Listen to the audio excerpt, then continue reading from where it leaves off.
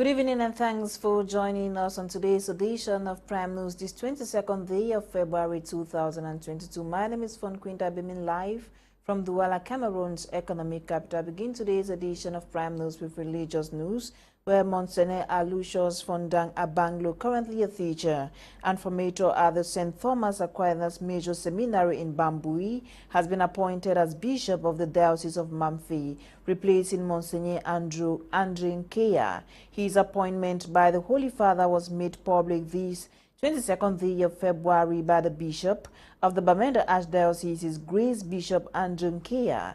It should be recalled that the Diocese of Mamfe had been without a bishop for close to a year following the appointment of Bishop Nkea as new Archbishop of the Bamenda Archdiocese. Away from religious news, the 8th edition of the International Business and Entrepreneurial Fair dubbed Promote has officially been launched. The fair was launched yesterday, February 21, by the Minister of Trade, Luc Magrambarga at Tangana at the Ewane Conference Center. Center Regional Correspondent Khaled Lum attended the event and now reports.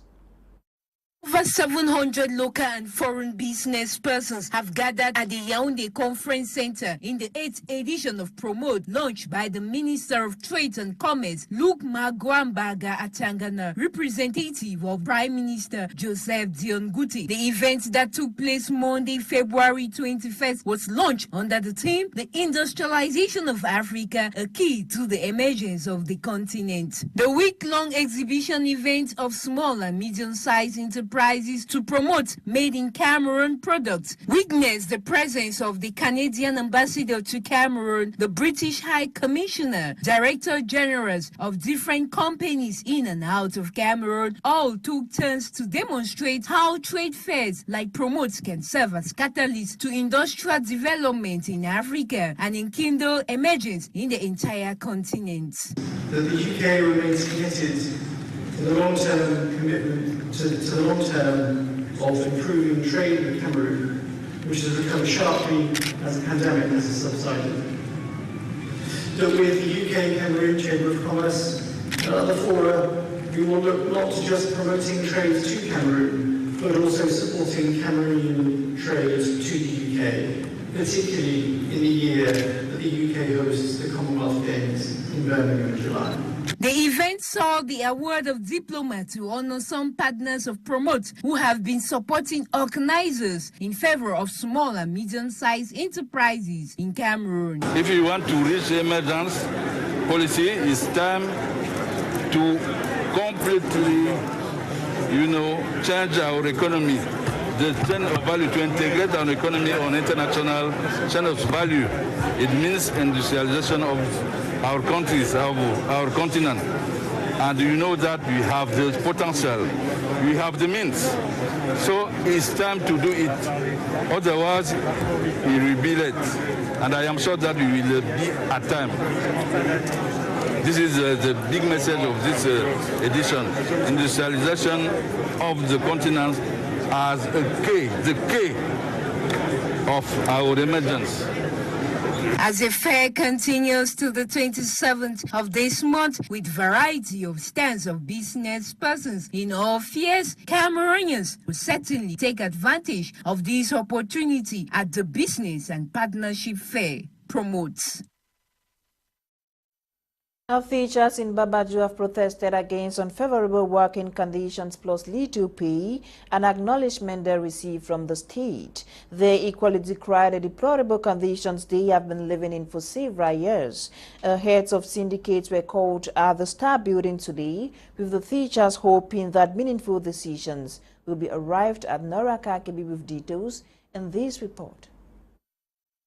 Teachers in the Babaju subdivision in the West region of Cameroon have joined their counterparts in the country to launch a strike action called the Dead Chalk. Their grievance is based on the fact that as teachers and educators, their working conditions are so poor with very insignificant salaries, ineffective payment, no automatic promotion or advances. Apart from the above-mentioned grievances, some teachers equally lament the bribery and corruption system at the Ministry of Secondary Education, as some agents ask for up to 20 to 30% bribe for teachers to get their dues paid. They are also disgruntled over the non-payment of appraisal premiums, as well as the non-payment of missions and correction of exams. According to the teachers, due to all of this ill treatment, some of them lose their lives because of lack of finance. They can't go to the hospital and get proper medical care, and some end up dying, while some cannot shoulder family responsibilities or even meet up with social charges. They decry the fact that some Cameroonians grow richer and richer, living posh lifestyles at the expense of those who actually toil and make up for the society. It has been reported that the leaders of teachers' syndicates in the country will today, Tuesday, February 22, assemble at the Prime Minister's office for a meeting. The teachers said if nothing is being done to ameliorate the situation, then they won't set exams, and of course, there will be no marking exercise. Still on the government, teachers' nationwide strike announced yesterday in Gandhi, where there was likely no strike amongst teachers who rather choose to participate in activities of the International Day of the Mother Tongue. However, the principal of government bilingual school Mbe drew up a list of all his absent collaborators to send to hierarchy. Joingong tells us more. The strike action, said to have been staged by government teachers in the northern regions of the country, demanding for better working conditions, was rather timid in the city of Ngaoundere in the Adamawa region. Falling on a day when the students were caught up in activities marking this year's International Day of the Mother Tongue, most teachers of the Adamawa region rather joined the students to celebrate national languages of Cameroon. A clear example was at the government bilingual school of Ngaoundere, where teachers came out in their numbers to watch and, of course, cheer up the students who participated in the many activities. However, in some interior parts of the Adamawa region, the government teacher strike action could be termed partially effective. In Mbe, a subdivision located in the Mvina division, a handful of teachers were declared absent. The principal of government bilingual high school Mbe in the Adamawa region took upon himself to establish a list of all his absentee collaborators, both the teachers and the rest of the staff, per period for the first, second and third periods of the day. The destination of the list, according to him, is the hierarchy of the Adamawa Regional Delegation of Secondary Education. Earlier reports indicated a total of over 1,000 teachers in the North, Far North and Adamawa regions who staged a strike action yesterday, protesting against deplorable working conditions, calling on the government to provide solutions to their problems. The Cameroon Development Corporation (CDC) and the International Institute for Tropical Agriculture have signed a partnership agreement to help the CDC boost its activities, given that the corporation deals in tropical crop production such as palm oil, rubber and banana. Details with Catherine Okongwe. The Cameroon Development Corporation, represented by its board chair and general manager, has signed a partnership agreement with the International Institute for Tropical Agriculture, represented by its business development officer. The general manager of CDC, Franklin J, noted that this is a partnership that opens a new chapter for CDC after being hit by the Anglophone crisis. I think this partnership goes beyond, or promises to go beyond the traditional. That means the crops that we are dealing with. The fact is the following. The CDC, having been severely hit by the crisis, has identified its coming back into potency as an opportunity not to come back as it was, but to come back a stronger company, a more resilient company, a more sustainable company. And that is why in our reflection, we think that we should go out of the traditional. We should diversify. The board chair on his part thinks the partnership will enable CDC benefits from the International Institute for Tropical Agriculture's wide knowledge on research, training and more. International Institute of Tropical Agriculture belongs to the consultative group on international agricultural research that brings together 15 agricultural centers that carry out research around the whole world into one consortium. And the purpose of this group is research. But what for? Research for food security, research for better nutrition, but research that can also improve livelihoods and create employment. And IITA has a branch we call Partnerships for Development. So far, we have been partnering with the business world in Cameroon. I'm talking of IITA Cameroon particularly, and we have been creating some impact. According to the International Institute for Tropical Agriculture, they are coming with research as well as concrete knowledge that is going to help CDC in its activities. First of all, the IITA with whom we signed an agreement for collaboration today is part of the CGIAR system, which is a global research partnership towards a food secure world dedicated for not only food security but for poverty reduction, for natural resource conservation and development. So, as you know, Cameroon Development Corporation is a corporation for the development of Cameroon. So we want to tap into their global network of research so that we can tap into this, technology that has been developed for different speculations of crops, but also for training and rural development in general. The partnership, if successful, will go a long way to move CDC ahead, especially as a corporation deals in tropical crop production such as oil palm, rubber and banana. International research expertise will certainly be a very big boost to the CDC as a whole. Calm has returned to the A2D market in Yaoundé, Cameroon's political capital, after a locally made explosive device scared clients and traders away yesterday. No lives were lost, but minor injuries sustained, as Eileen Summer tells us.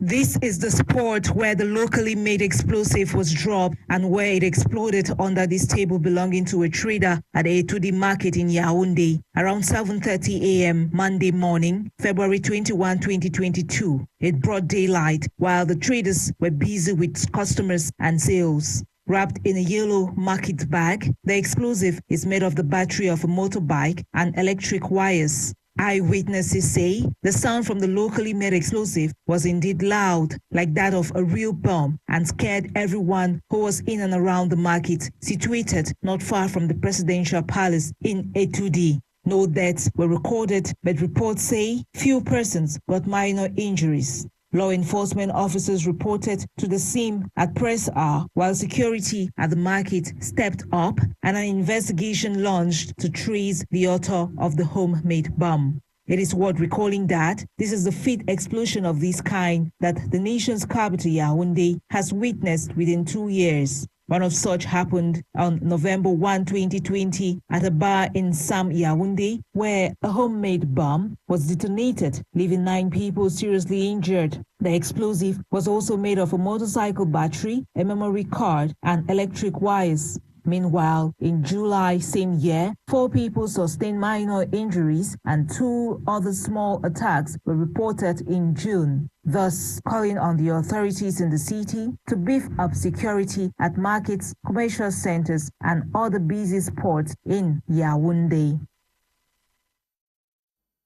A series of fire incidents recorded in Cameroon on Sunday and Monday, precisely in the east and north regions of Cameroon, caused huge material damage, though no lives were lost. Audrey Zadza with details. This is what is left of some offices at the regional delegation of the civil service in Bertoua East region of the country after they were consumed by fire. The outrageous fire broke out on Monday, February 21 at about 7 p.m. The exact cause of the incident is still to be established, though according to firefighters present at the scene to limit the damage, led by Commander Pabo, the incident could be attributed to an electrical failure. Informed of the situation, the governor of the East region, Gregoire Mvogo, and some other administrative authorities of the region got to the scene to assess the situation. This fire outbreak occurred less than 48 hours after another at the Regional Delegation of Public Health in the North Region on Sunday, February 20 at about 11 a.m. Despite the prominence of elements of the 301 group of firefighters of Garoua, the building of the accounting service was consumed by the flames. Reports say all of the materials stored in the warehouse, particularly the evaluation tests for students in schools and health training centers in the North Region, which were sealed for possible corrections scheduled for this week, were all destroyed in the inferno. While waiting on the results of the investigation, this series of fire incidents has led many Cameroonians wondering as to what exactly could be the cause and what could be done to avoid such happenings. Now, dilapidating healthcare units, inadequate medical staff, and a limited supply of medicines are just some of the problems faced by the people of Bipindi in terms of acquiring proper health care. Nolinga takes us to Bipindi, a locality in the south region of the country. Her report. The inhabitants of Bipindi, a locality in the Ocean Division of the South Region of Cameroon, are facing serious difficulties in obtaining health care due to the non-maintenance and limited availability of health care units in this area. Apart from the Bijoka Health Center, which is currently functional, the others, like those in Memel, Mimfombo, and Big Zambi, the inhabitants say are in deplorable states or even non-existent. The medical help in our subdivision is really a problem because the population are suffering. We take a case like in Lingoa, where the mayor of the council, of the Pili Council, gave money to build a medical center, but till now we don't know at which level the work is going on.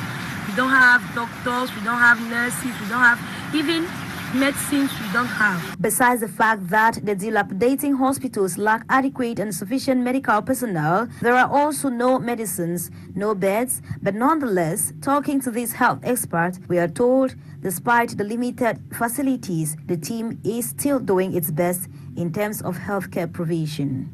Comme nous faisons ici, quand nous avons un cas, nous désinfectons d'abord la salle, nous désinfectons la table, nous installons un papier absorbant parce que le truc est un peu souillé pour qu'il n'y ait pas de contamination.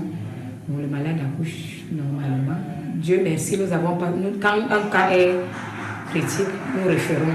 However, according to Aline Daisy, a resident of Bipindi, the efforts of some non-governmental organizations can't be underestimated, while calling on the government to heed to their plights. Now in Meme, due to the youth association, JIDA, we did something there to help the population, but we know it will not take more time because the medicine we bought, we are not sure they will use the medicine for 1 year. Maybe they will be for a few months, few weeks, and they will be over. So we really call on the government to bring help to our population, especially in the health domain. Given that every citizen has a right to health care, a prompt interpellation from the Ministry of Public Health is urgently needed to ensure the well-being of the people. Now, a fake cosmetic manufacturer has been arrested by custom officials in Douala and her factory based in the Ndokpong neighborhood sued. The suspect, identified as Marie, is said to attach fake labels on her products such as made in the US and France in a bid to convince her clients' details. Right ahead. As illegal trade and counterfeit goods continue to thrive in local markets in the country, Cameroon's custom officials have doubled their efforts to fight against the growing phenomenon. In this light, custom officials in Douala, Cameroon's economic capital, tracked down and arrested a lady specialized in the manufacture and sale of fake cosmetic products in Ndokpong neighborhood, Douala 5 subdivision. The discovery of the fake products led to the arrest of this lady identified as Marie. C'est dans le cadre de nos missions de protection de l'espace économique et d'aide et d'assistance aux autres administrations. It is within the framework of our mission to protect the economic sector. It was thanks to assistance from other administrators we got information that the research site in Dokpong, where fake cosmetic products are fabricated and containers troop into the site to deliver goods used. We set up a network to track those involved. In her warehouse, were containers of different sizes and shapes and barrels containing chemicals, sets with dangerous and other equipment used in the production of the fake cosmetic products. To stop the circulation of these fake products, security officials said the products will be seized and her factory sealed. La suite de la procédure, elle est toute simple. We have to seize all the products and things she uses. Then judicial procedures will follow suit. Elle procède à cette fabrication-là. Et puis, évidemment, pouvoir engager des poursuites judiciaires à l'encontre de la dame en question. Upon arrival at the factory where the fake products are manufactured, the documents presented to security officials had no links with the product they found, and equally the suspect is set to attach fake labels such as made in the US, Thailand and France to better convince her clients. The people of Mokoro village, now resident in the central and east regions of Cameroon with headquarters in Yaoundé, over the weekend accorded a royal reception to their new traditional ruler, His Majesty Fon Quinter II. His visit was to revamp the functions of the Development Association, as Northwest correspondent Charles Kiba tells us. The Mukru community based in the center and east regions of Cameroon with headquarters in Yaoundé over the weekend accorded a royal reception to their new Fon, His Majesty Fon Quinter II, on his last lap nationwide Meet the People's tour to acquaint himself with sons and daughters of Mukru Fondom in Menchum Valley subdivision of Northwest, since he was enthroned. It's one of the youngest Fons we have ever had in the life of the people. In the past, Fons were old men. If we were not 50 years, 60 years, we would not be true. But we are blessed today that a young man has been true. We count on him. It's a blessing to the entire community. Accompanied by other neighboring Fons and notables, Megda President Yaoundé Angi Ensa Athanasius and Pa Afo Francis Inji, on behalf of the Mukru community in the center and east region, welcomed their Fon Quinter, said since his coronation at the helm of Mukru Fondom, emphatically see his royalty out to redynamize Mukru, develop wise and its culture. The Mukru Elite Cultural and Development Association in Yaoundé, I want to say we are very, very grateful. We are honored to have him in our midst. He has come to comfort us to say we have the father who has been thinking of his children. He has come to tell us that we have a place back in the that's our homeland. Thank their Fon for the giant step taken to improve relationship with neighboring and sister villages to Fon Quinter II of Mukru. I am very, very grateful for the wonderful organization and the wonderful reception here in Yaoundé. The show has come out. It was really the tour. His visit, which was also to re-strategize, revamp the function of Development Association, strong council put in place, Fon Quinter II appeal for a dynamic society for the benefit of all.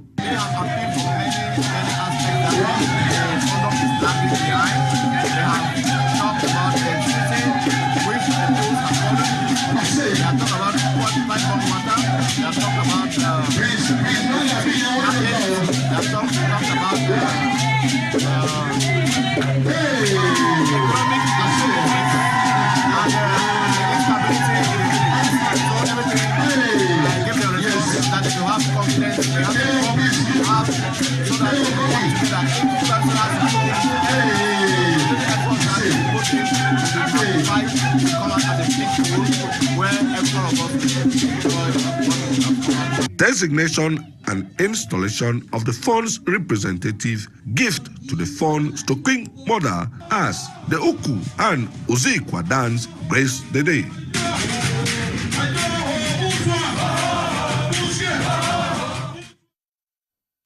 news out of the country, Bokengo Worthy made a brief stop in Argentina, Russia, and Ukraine. She brought back the following.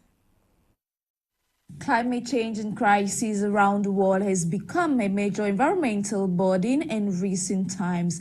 Since the start of 2022, a range of environmental disasters has hit the world, including heavy rains and floods in Brazil, Iran, and Madagascar, heavy snowfall in Turkey, Pakistan, and the United States, wildfires in Spain, Ecuador, Argentina, and many more. Detailing some environmental disasters around the world, thousands of displaced Syrians living in tents in the northwest of the country have been struggling to survive amid heavy downpours and snowfalls. Meanwhile, hundreds of people have been hospitalized after Japanese capital of Tokyo received its highest snowfall in 4 years last month. And in Argentina, catastrophe hit the country as wildfires burned farms and wildlife in the country. According to officials, 8 separate fires have hit the country, destroying almost 800,000 hectares,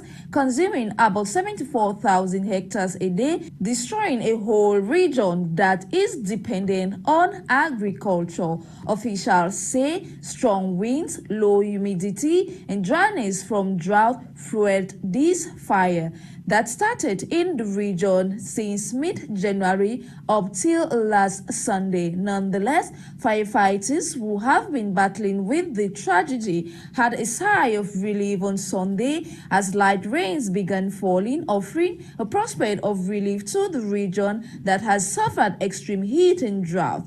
Moving on, we take a look at Russia's Putin and the rest of the world. Though Russia has denied allegations of threat and invasion in Ukraine, Russia has surrounded Ukraine on 3 sides with more than 100 troops amassed at the Ukraine borders, a number that keeps increasing. While war leaders seek to come to a peaceful term with Russia through peace talks and phone calls in a bid to evade the worst-case scenario, Putin has declared that he has no intention of attacking Ukraine. It is worth mentioning that these crises have taken the lives of more than 14,000 people since it started. And in health, we take a stop at the Buckingham Palace, where Queen Elizabeth II has tested positive for COVID-19 and is experiencing mild cold-like symptoms. This comes shortly after Prince Charles and his wife Camilla, Duchess of Cornwall, tested positive to COVID-19 after the country decides to lift up COVID-19 bans and lockdown in the country. Bokengo Worthy's report ends today's edition of Prime News on My Media Prime Television. Coming up immediately after the news is Prime Hour with Leonard and his team. My name is Fon Quinter. Meet again tomorrow for another edition of news in and out of the country. Had a great evening in the company of more programs on the African Eye. Bye.